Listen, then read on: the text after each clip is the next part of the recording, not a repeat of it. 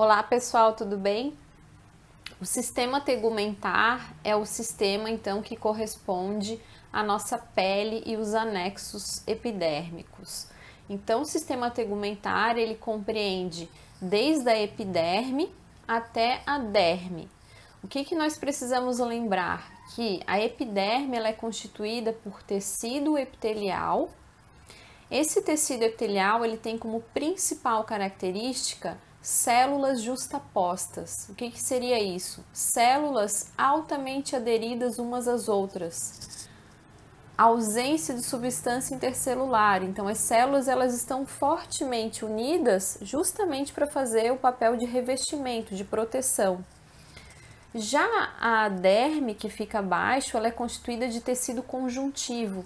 Esse tecido conjuntivo ele já é um tecido em que as células estão soltas em meio a muita matriz extracelular. Então, essa matriz extracelular ela é rica em líquidos como a água, em fibras colágenas, fibras elásticas.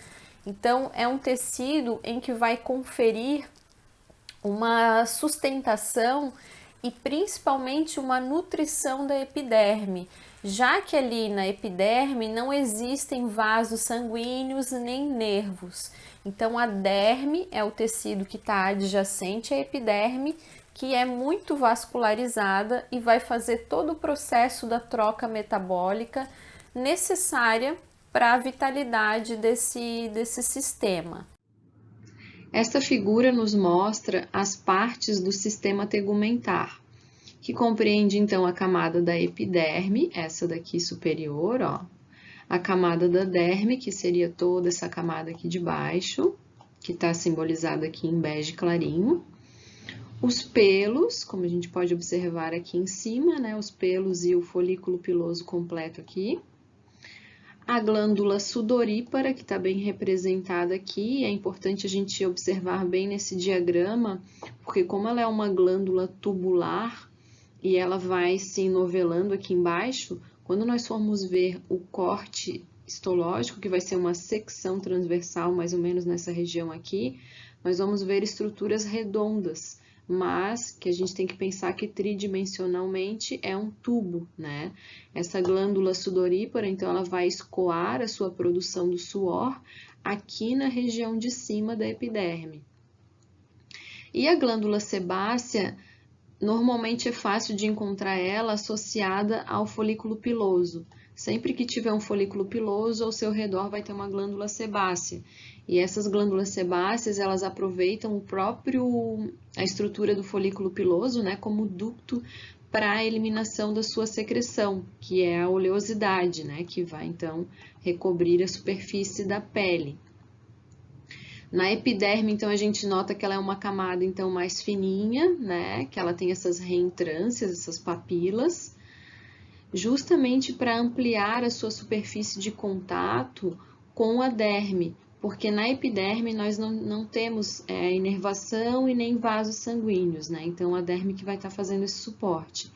Aqui embaixo na derme nós conseguimos observar, então, uma quantidade grande de vasos sanguíneos, vasos linfáticos, para fazer justamente esse suporte, essa nutrição, tanto de oxigênio quanto de nutrientes. Bom, então quais são as camadas que compreendem a pele? A pele é composta, então, pela camada da epiderme, que é toda essa roxa mais escura aqui, tá? Em cima. E toda essa camada roxa mais clara aqui embaixo é a derme. Acima da epiderme, vocês podem perceber que tem essas estruturas aqui. Aqui é uma camada de queratina, são várias camadas, né? A gente chama de extrato córneo.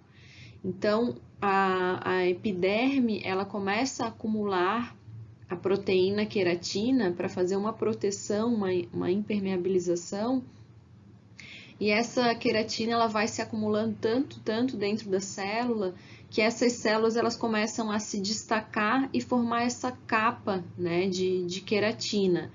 Então, como a pele tem essa função de revestimento, de proteção, é muito importante essas características que vão, então, essas características histológicas conferem a função desse órgão, né, que a pele é considerado um órgão. Então, a queratina faz esse isolamento, essa proteção, tanto é que tem camadas, tem regiões do nosso corpo, como a sola dos pés e o cotovelo, onde tem maior atrito, que essa camada de queratina ela é mais espessa do que em outras partes.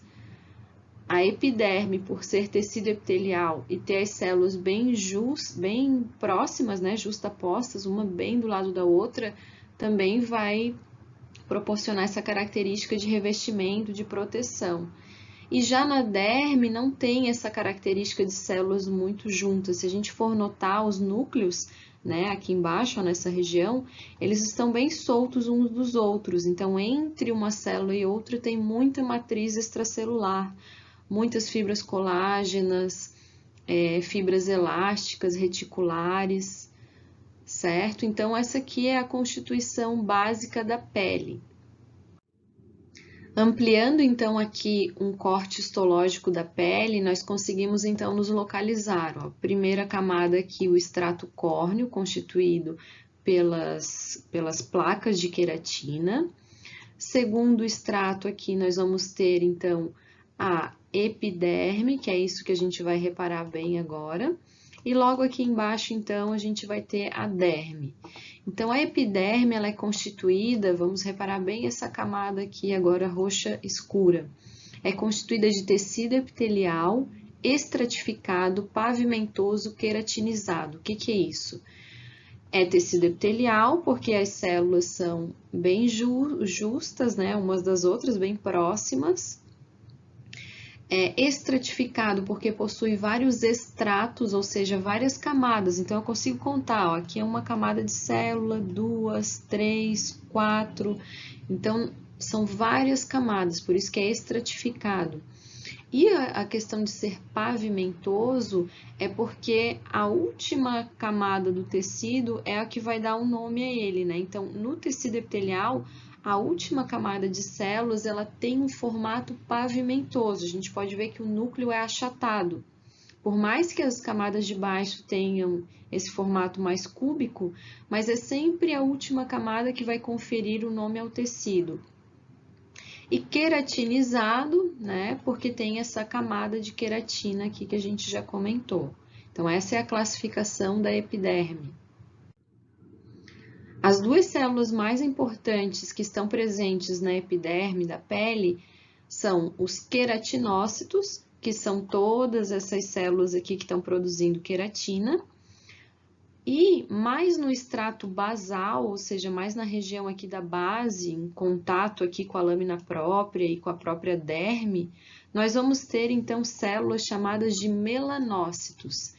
Se vocês repararem nessa imagem, dá para ver que essas células aqui da base, elas têm uma coloração um pouquinho diferenciadas, né? Elas estão mais marrom, mais pigmentadas. Essas células, então, são os melanócitos que produzem o pigmento chamado melanina. Essa melanina, ela vai fazer uma proteção contra os raios solares, então ela vai começar a se acumular em volta do núcleo da célula. Então, vamos supor que aqui é uma célula e o núcleo. A melanina, ela começa a se acumular em volta do núcleo, como se fosse um guarda-sol aqui fazendo a proteção contra os raios solares, porque aqui no núcleo nós vamos ter o nosso material genético. Então, a melanina, ela faz essa proteção. Com isso, né, a pessoa acaba ficando bronzeada, porque a melanina tem essa coloração e vai dando bronzeado na pele. Então, dependendo do tipo de pele, às vezes a pessoa produz mais melanina ou menos melanina. Quanto mais melanina, mais proteção contra os raios solares. Quanto menos, é uma pele mais sensível, que logo pode ficar vermelha ou sofrer queimaduras, né, na exposição prolongada ao sol. Já aproveito para comentar uma função bem importante aqui da pele, seria a produção da vitamina D, né? Então, a vitamina D, o raio do sol, né, quando ele bate, quando ele incide aqui na epiderme, ele vai fazer a conversão de um precursor da vitamina D, né, que advém do colesterol, e para uma forma mais ativada. Então, e esse processo ele se complementa lá no rim e no fígado, né? Mas é muito importante porque é aqui na pele que começa então esse processo de ativação da vitamina D3. É uma função importante aqui da pele, então. Já a classificação da derme, então nós vamos ter então o que a gente chama de derme papilar e derme reticular. Essa região logo abaixo do tecido epitelial aqui da epiderme é a derme papilar, que ela é constituída por tecido conjuntivo frouxo. Então, aqui a gente tem um concentrado um pouco maior de células, vocês podem notar que tem mais pontinhos roxos, que são os núcleos, e menos quantidade de fibras. Já essa derme reticular, que é essa parte rosa mais clarinha aqui de baixo, toda essa camada aqui, né? Mas aqui a gente consegue visualizar melhor.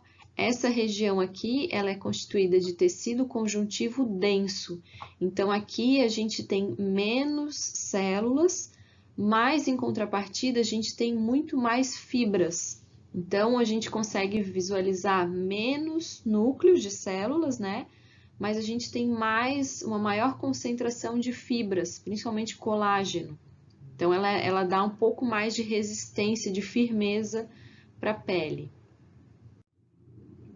Aqui nós temos a estrutura chamada de folículo piloso, que vão dar, então, origem aos pelos, né, do corpo. Então, sempre vai ser uma estrutura que ela vai ser diferenciada, nós conseguimos reparar que ela é uma invaginação da epiderme. Então, o folículo piloso, né, ele se origina da epiderme. Aqui, então, existem várias células, né, e inclusive melanócitos aqui também, né, por isso que o pelo, ele tem a coloração, né, e aí, então, essas células aqui, elas vão se proliferando e vão dar origem, então, ao pelo que vai se projetar para fora da epiderme. Bom, e para finalizar, eu vou mostrar para vocês aqui um outro corte histológico que mostra bem as glândulas sebáceas e sudoríparas. Então, nesse menor aumento aqui, a gente consegue se localizar, né, em que a gente tem região de epiderme, toda a região da derme aqui embaixo, e na derme nós conseguimos então visualizar as estruturas que são as glândulas sudoríparas e glândulas sebáceas. Vamos ver no maior aumento para a gente conseguir definir melhor as estruturas. Se vocês forem reparar, essa estrutura redonda aqui, ó, é o folículo piloso, que eu já comentei anteriormente. Só que aqui é uma secção transversal, então a gente está olhando de cima, por isso que ele está redondo. Aquela outra imagem que a gente viu era uma secção longitudinal.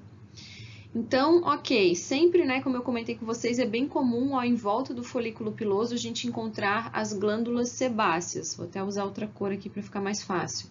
Então, o folículo piloso está em azul, aqui em volta, ó, tudo isso daqui são as glândulas sebáceas, aqui mais um pouco, ó. Então, as glândulas sebáceas, a gente consegue observar que elas têm uma coloração mais branquinha, mais clara, porque elas produzem, né, uma secreção que é lipídica.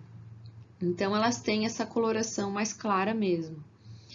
E aqui, essa outra região, vou usar uma outra cor aqui, pode ser o vermelho, nós vamos ter, então, a glândula sudorípara. Eu não sei se vocês lembram, mas lá no comecinho, quando eu mostrei o diagrama, eu comentei com vocês que por a glândula sudorípara ela ser do tipo tubular, mas lá embaixo, ali na derme, ela vai fazendo um dobramento.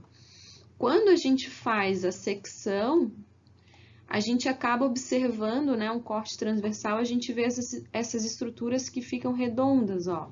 Mas isso vocês têm que saber que tridimensionalmente elas compõem, né, a glândula sudorípara, que é tubular, simples, né? Então, aqui nós vamos ter várias estruturas que compõem a glândula sudorípara, desde a própria glândula que está produzindo suor até o próprio ducto que vai estar fazendo o escoamento dessa produção. Então, é isso, o sistema tegumentar ele é compreendido pela pele e os seus anexos. Bons estudos e até o próximo!